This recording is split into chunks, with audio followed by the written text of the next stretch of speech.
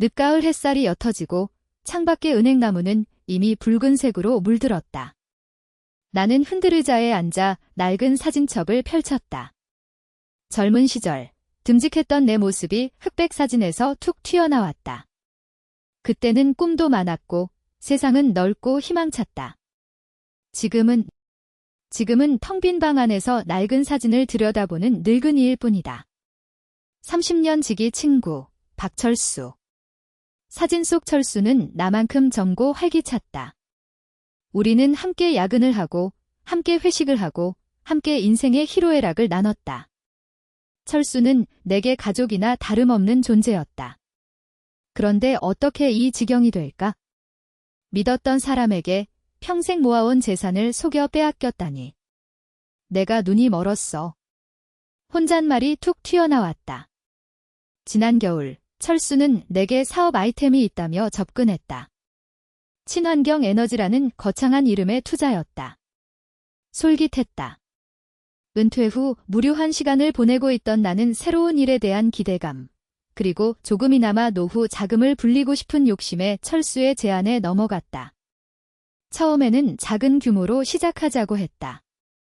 1천만 원 넉넉지 않은 노후 자금이었지만 아내와 상의해서 결정했다. 철수가 보여준 사업 계획은 그럴듯해 보였고 그는 자신만만했다. 걱정 마십시오. 형, 이건 거의 확실한 돈입니다. 그 말 한마디에 내 불안감은 싹 사라졌다. 철수의 말만 믿고 아내에게 빚까지 내서 5천만 원을 더 투자했다. 그리고 6개월 뒤 철수는 또다시 나를 찾았다. 이번에는 2천만 원이 필요하다고 했다. 지금이 기회입니다. 형, 지금 투자하면 단기간에 큰 수익을 올릴 수 있습니다. 나는 망설였다. 뭔가 석연치 않았다. 하지만 철수의 눈빛은 여전히 순해 보였고 그의 말은 달콤하게 들렸다. 나는 또 다시 넘어갔다. 이번에는 아들의 반대에 부딪혔다. 아버지, 제발 정신 좀 차리세요. 이건 사기처럼 들립니다. 아들의 말에 속세적인 죄책감이 밀려왔지만 나는 철수의 말을 믿었다. 아들아, 이건 기회사다. 내가 잘 아는 친구가 하는 사업이야. 걱정 마라. 그리고 지난 여름, 철수는 마지막으로 3천만 원을 요구했다. 그때 나는 모든 것을 잃었다. 1억 원 평생을 모아온 노후 자금 전부였다. 경찰서 접견실은 삭막하고 차가웠다. 맞은편에 앉은 젊은 형사는 피곤한 표정으로 사건 경과를 설명했다. 피해자께서는 피해 금액이 1억 원으로 상당히 심각한 수준입니다. 현재 박철수는 해외 도피 중이며 인터폴을 통해 추적하고 있습니다. 나는 아무 말도 할 수 없었다. 1억 원, 그 돈은 단순히 돈이 아니었다. 그것은 내 인생이었고, 내 미래였고, 내 존엄이었던 것이다. 피해자께서는 사전에 투자 위험성을 인지하고 계셨습니까? 형사의 질문에 나는 고개를 저었다. 아닙니다. 저는 철수를 믿었습니다. 그는 제 친구였습니다. 형사는 씁쓸하게 웃었다. 친구와의 관계가 돈으로 변질되는 경우가 많습니다. 안타깝습니다. 나는 고개를 숙였다. 형사의 말은 날카로운 비수처럼 내 심장을 찔렀다. 나는 어쩌면 이 모든 것을 예견했어야 했을까? 집으로 돌아오는 길, 아내는 말이 없었다. 그녀는 창밖을 바라보며 눈물을 글썽였다. 나는 그녀의 손을 잡았다. 그녀의 손은 차갑고 축축했다. 미안하다. 아내야, 나는 나지막이 말했다. 내가 잘못했다. 아내는 고개를 돌려 나를 바라봤다. 그녀의 눈에는 원망과 실망이 뒤섞여 있었다. 왜 그랬어요? 왜 그랬어요? 당신은 제정신이 아니었어요. 나는 아무 말도 할 수 없었다. 나는 그녀의 원망에 답할 자신이 없었다. 나는 그저 고개를 숙이고 그녀의 등을 토닥여 줄 뿐이었다. 아들의 방문은 짧고 날카로웠다. 그는 내게 핀잔을 줬다. 아버지, 당신은 대체 무슨 생각으로 그런 짓을 하셨습니까? 당신은 왜 그렇게 쉽게 사람을 믿는 겁니까? 나는 그의 말에 반박하고 싶었다. 하지만 나는 아무 말도 할 수 없었다. 나는 그저 그의 눈치를 보며 고개를 숙였다. 저는 당신을 걱정했어요. 아들은 한숨을 쉬며 말했다. 하지만 당신은 제 걱정을 헛되게 만들었어요. 아들은 다시 굳은 표정으로 내게 등을 돌렸다. 나는 그의 뒷모습을 바라보며 깊은 좌절감을 느꼈다. 나는 가족들에게 죄송했다. 나는 그들에게 상처를 줬다. 며칠 후 나는 법률 사무소를 방문했다. 변호사는 꼼꼼하게 사건 내용을 듣고 난 후 나에게 현실적인 조언을 해주었다. 박철수는 해외 도피 중이며 추적이 쉽지 않습니다. 또한 그가 해외에 있는 동안 한국 법의 적용을 받기는 더욱 어려울 것입니다. 나는 변호사의 말에 실망감을 감추지 못했다. 그렇다면 저는 아무것도 할 수 없다는 겁니까? 변호사는 잠시 생각하더니 말했다. 아닙니다. 아직 시간이 있습니다.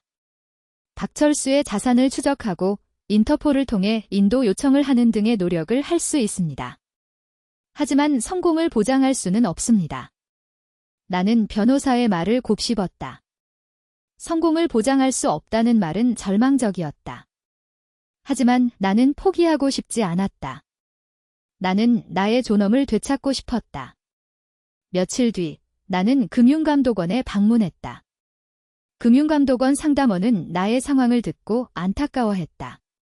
피해자께서는 투자 사기 피해를 입으신 경우 금융감독원을 통해 상담을 받고 피해 구제를 받을 수 있습니다.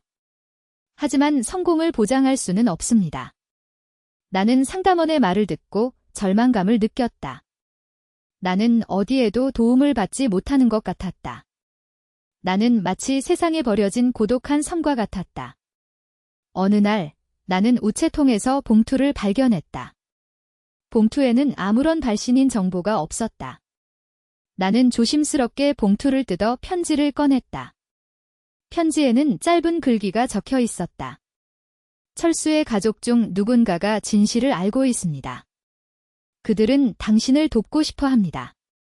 나는 편지를 읽고 깜짝 놀랐다. 철수의 가족이 나를 돕고 싶어 한다니? 그것은 믿을 수 없는 일이었다. 나는 혹시 장난일까 생각했지만 편지의 내용은 진실처럼 느껴졌다. 며칠 후 나는 철수의 딸을 만났다.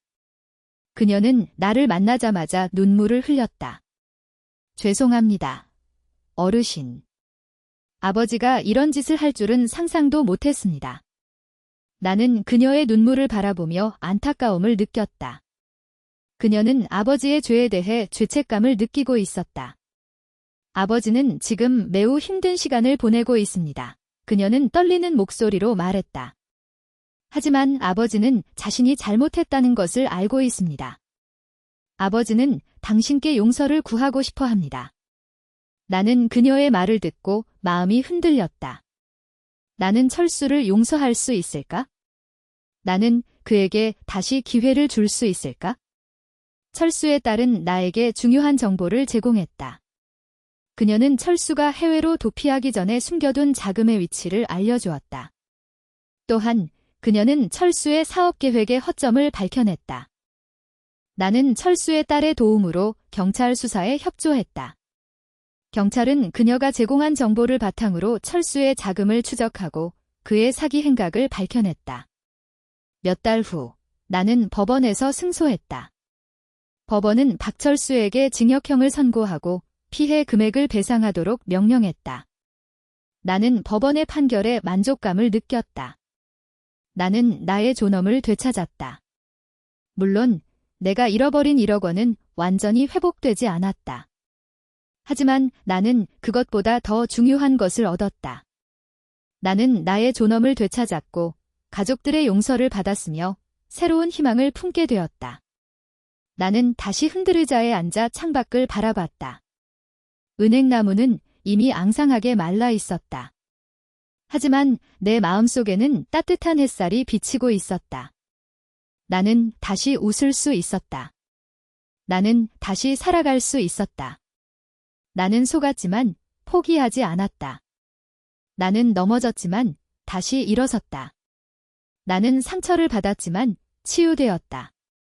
나는 존엄을 잃었지만 되찾았다. 나는 늙었지만 아직 살아있다. 나는 희망을 품고 미래를 향해 나아갈 것이다. 늦가을 햇살이 옅어지고 창밖의 은행나무는 이미 붉은색으로 물들었다. 나는 흔들의자에 앉아 낡은 사진첩을 펼쳤다. 젊은 시절, 듬직했던 내 모습이 흑백 사진에서 툭 튀어나왔다. 그때는 꿈도 많았고 세상은 넓고 희망찼다. 지금은 텅 빈 방 안에서 낡은 사진을 들여다보는 늙은이일 뿐이다. 30년 지기 친구, 박철수. 사진 속 철수는 나만큼 젊고 활기찼다. 우리는 함께 야근을 하고, 함께 회식을 하고, 함께 인생의 희로애락을 나눴다. 철수는 내게 가족이나 다름없는 존재였다. 그런데 어떻게 이 지경이 될까? 믿었던 사람에게 평생 모아온 재산을 속여 빼앗겼다니. 내가 눈이 멀었어. 혼잣말이 툭 튀어나왔다. 지난 겨울, 철수는 내게 사업 아이템이 있다며 접근했다. 친환경 에너지라는 거창한 이름의 투자였다. 솔깃했다. 은퇴 후 무료한 시간을 보내고 있던 나는 새로운 일에 대한 기대감, 그리고 조금이나마 노후 자금을 불리고 싶은 욕심에 철수의 제안에 넘어갔다. 처음에는 작은 규모로 시작하자고 했다.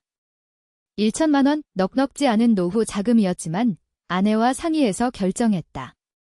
철수가 보여준 사업 계획은 그럴듯해 보였고 그는 자신만만했다.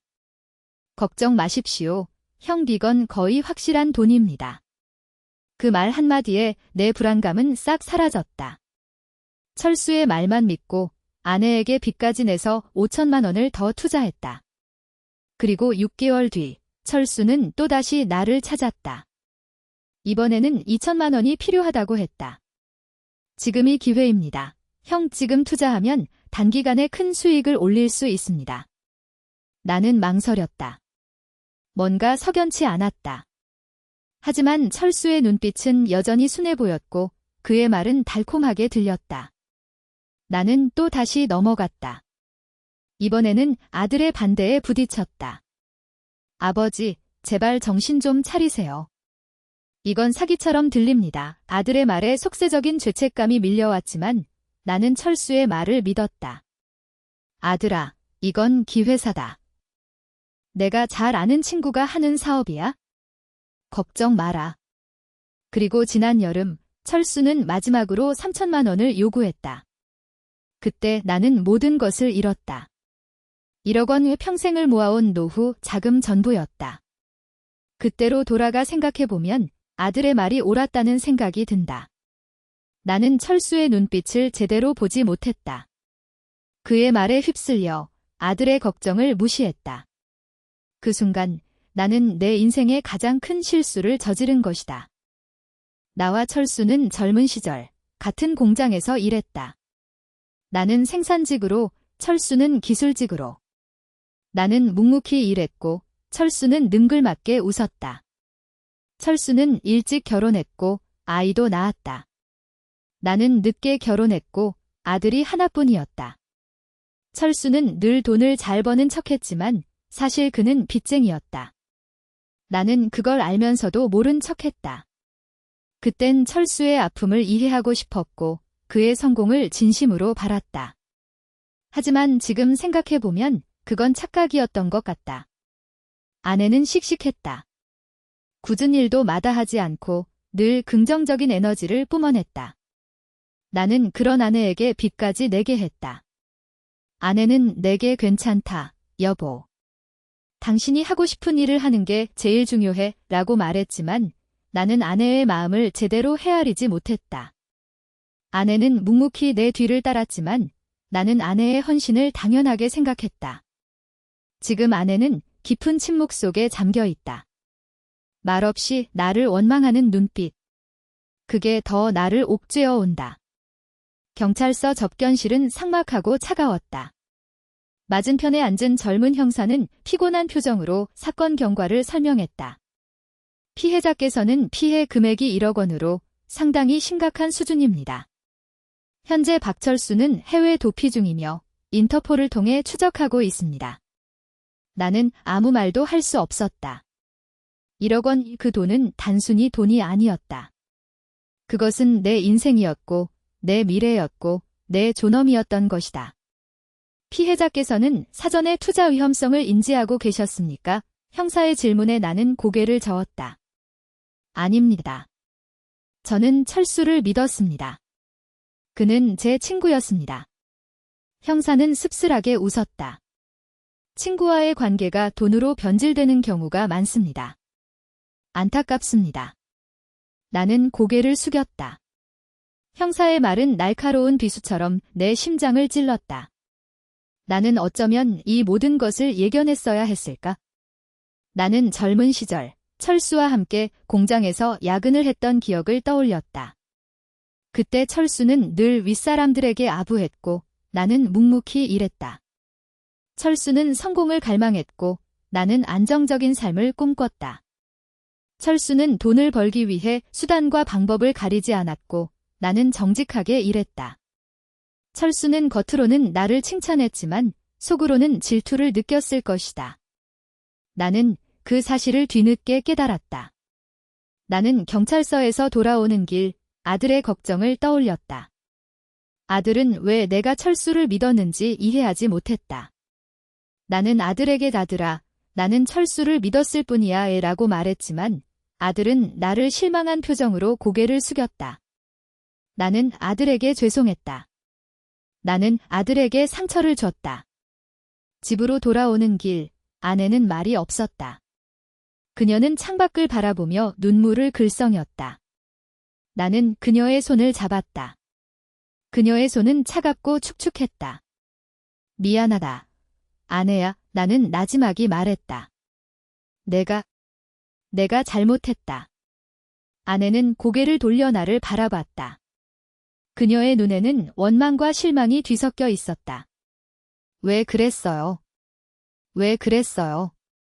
당신은 제정신이 아니었어요. 나는 아무 말도 할 수 없었다. 나는 그녀의 원망에 답할 자신이 없었다. 나는 그저 고개를 숙이고 그녀의 등을 토닥여 줄 뿐이었다. 아내는 내게 등을 돌리고 울었다. 나는 아내의 울음소리를 들으며 깊은 후회를 했다. 나는 아내에게 빚을 졌고 아내의 마음을 아프게 했다. 나는 아내에게 용서를 구하고 싶었지만 나는 입을 열 수 없었다. 아들의 방문은 짧고 날카로웠다. 그는 내게 핀잔을 줬다. 아버지, 당신은 대체 무슨 생각으로 그런 짓을 하셨습니까? 당신은 왜 그렇게 쉽게 사람을 믿는 겁니까? 나는 그의 말에 반박하고 싶었다. 나는 철수를 믿었던 이유를 설명하고 싶었다. 하지만 나는 아무 말도 할 수 없었다. 나는 그저 그의 눈치를 보며 고개를 숙였다. 저는 당신을 걱정했어요. 아들은 한숨을 쉬며 말했다. 하지만 당신은 제 걱정을 헛되게 만들었어요. 아들은 다시 굳은 표정으로 내게 등을 돌렸다. 나는 그의 뒷모습을 바라보며 깊은 좌절감을 느꼈다. 나는 가족들에게 죄송했다. 나는 그들에게 상처를 줬다. 나는 아들의 방을 나서는 동안 젊은 시절 아들과 함께 낚시를 갔던 기억이 떠올랐다. 아들은 그때 나에게 아버지, 저는 아버지가 세상에서 제일 멋있어요 라고 말했었다. 나는 아들의 칭찬에 기뻐하며 그를 껴안았었다. 하지만 지금 아들은 나를 실망한 표정으로 바라보고 있었다. 나는 아들에게 씻을 수 없는 상처를 줬다. 며칠 후 나는 법률사무소를 방문했다. 변호사는 꼼꼼하게 사건 내용을 듣고 난 후 나에게 현실적인 조언을 해주었다. 박철수는 해외 도피 중이며 추적이 쉽지 않습니다. 또한 그가 해외에 있는 동안 한국 법의 적용을 받기는 더욱 어려울 것입니다. 나는 변호사의 말에 실망감을 감추지 못했다. 그렇다면 저는 아무것도 할 수 없다는 겁니까? 변호사는 잠시 생각하더니 말했다. 아닙니다. 아직 시간이 있습니다. 박철수의 자산을 추적하고 인터폴을 통해 인도 요청을 하는 등의 노력을 할 수 있습니다. 하지만 성공을 보장할 수는 없습니다. 나는 변호사의 말을 곱씹었다. 성공을 보장할 수 없다는 말은 절망적이었다. 하지만 나는 포기하고 싶지 않았다. 나는 나의 존엄을 되찾고 싶었다. 나는 변호사에게 저는 돈을 되찾고 싶지 않습니다. 저는 제 명예를 되찾고 싶습니다. 라고 말했지만 변호사는 고개를 숙인 채 아무 말도 하지 않았다. 며칠 뒤 나는 금융감독원에 방문했다. 금융감독원 상담원은 나의 상황을 듣고 안타까워했다. 피해자께서는 투자 사기 피해를 입으신 경우 금융감독원을 통해 상담을 받고 피해 구제를 받을 수 있습니다. 하지만 성공을 보장할 수는 없습니다. 나는 상담원의 말을 듣고 절망감을 느꼈다. 나는 어디에도 도움을 받지 못하는 것 같았다. 나는 마치 세상에 버려진 고독한 섬과 같았다. 나는 금융감독원을 나서는 동안 젊은 시절 아내와 함께 했던 여행을 떠올렸다. 우리는 푸른 바다를 바라보며 미래를 약속했었다. 아내는 그때 나에게 여보, 우리는 언제까지나 함께해야 해요 라고 말했었다. 하지만 지금 아내는 나를 원망하고 있다. 나는 아내에게 씻을 수 없는 상처를 줬다. 어느 날 나는 우체통에서 봉투를 발견했다. 봉투에는 아무런 발신인 정보가 없었다. 나는 조심스럽게 봉투를 뜯어 편지를 꺼냈다. 편지에는 짧은 글귀가 적혀 있었다. 철수의 가족 중 누군가가 진실을 알고 있습니다. 그들은 당신을 돕고 싶어 합니다. 나는 편지를 읽고 깜짝 놀랐다. 철수의 가족이 나를 돕고 싶어 한다니? 그것은 믿을 수 없는 일이었다. 나는 혹시 장난일까 생각했지만 편지의 내용은 진실처럼 느껴졌다. 나는 편지를 꽉 쥐고 흔들 의자에 앉았다. 나는 희망을 품었다. 나는 다시 일어설 수 있을까? 나는 나의 존엄을 되찾을 수 있을까? 며칠 후 나는 철수의 딸을 만났다. 그녀는 나를 만나자마자 눈물을 흘렸다. 죄송합니다. 어르신. 아버지가 이런 짓을 할 줄은 상상도 못했습니다. 나는 그녀의 눈물을 바라보며 안타까움을 느꼈다. 그녀는 아버지의 죄에 대해 죄책감을 느끼고 있었다. 아버지는 지금 매우 힘든 시간을 보내고 있습니다. 그녀는 떨리는 목소리로 말했다. 하지만 아버지는 자신이 잘못했다는 것을 알고 있습니다. 아버지는 당신께 용서를 구하고 싶어 합니다. 나는 그녀의 말을 듣고 마음이 흔들렸다. 나는 철수를 용서할 수 있을까? 나는 그에게 다시 기회를 줄 수 있을까? 나는 철수의 딸에게 당신 아버지는 지금 얼마나 힘든지 알고 있습니까? 라고 물었다. 그녀는 아버지는 매일 밤 악몽에 시달리고 있습니다. 라고 답했다. 나는 철수의 딸에게 당신 아버지를 용서해 주십시오. 라고 말했지만 내 마음속에는 복잡한 감정이 뒤섞여 있었다. 철수의 딸은 나에게 중요한 정보를 제공했다. 그녀는 철수가 해외로 도피하기 전에 숨겨둔 자금의 위치를 알려주었다. 또한 그녀는 철수의 사업 계획의 허점을 밝혀냈다.